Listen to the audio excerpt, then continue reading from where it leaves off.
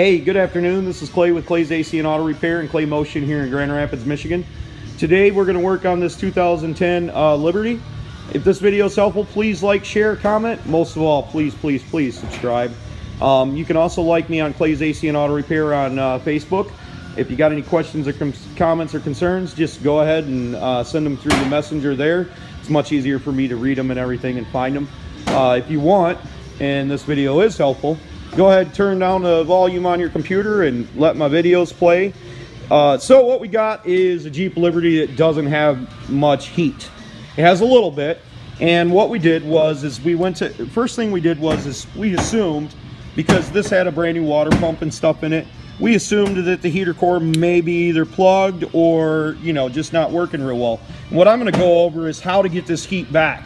The problem more than likely is that the heater core is plugged or it's not.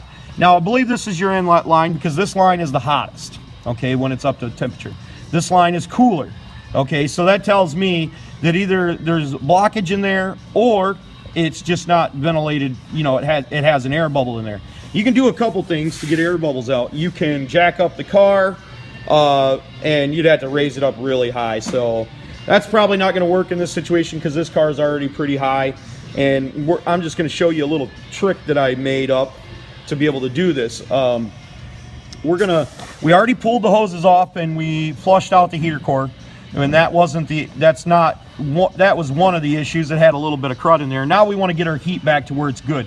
We want to have proportionate heat going in and somewhat proportionate heat coming out, because you got to remember this fluid is cooled as it comes out.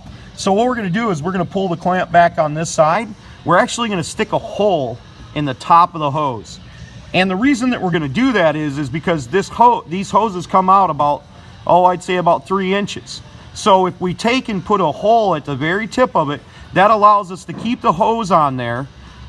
As we fill it with coolant, it'll push the air out of there, and that's what we want. So I'm going to demonstrate that here for you. I'm going to show you what I do. Okay, so we pretty much got the hole drilled, and you can see how far away I am from that. It doesn't have to be a super big hole, and we're not going all the way through. So now that we got the hole drilled in there, we can put the hose on there just a little bit and start filling it with coolant, and we should see coolant push out of there. So we'll check that out here in a second. Okay, so Jeff is going to add a little bit of coolant to there for us, and we're going to wait for it to come out of that hole. And you see how it's popping out of that hole right there? That's exactly what we want. We want to make sure that that the bubbles stop coming out if it's dripping out. Now there's a different way we could have done this. Here in the shop we have what's called a hopper, and we could have put a hopper on there. We're good, Jeff. We could have put a hopper on there, and obviously that would have set us higher. But the thinking is hey, I need to do this stuff at home. I don't have $150,000 worth of tools, and I don't have $200 to go pay a shop to do this for me. So hopefully this works out for you, and this is helpful, and you just learned a little tip that we use around the shop to do things. And then you just push the, sorry about that, I took the light away. You just push the hose back on there, put the clamp back on, and you're good to go. So if this video was helpful, please like, share, comment. Most of all, subscribe to my page on YouTube here. That would be awesome.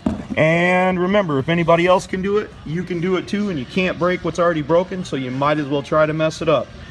Take it easy. Have a great day. Thank you so much for watching.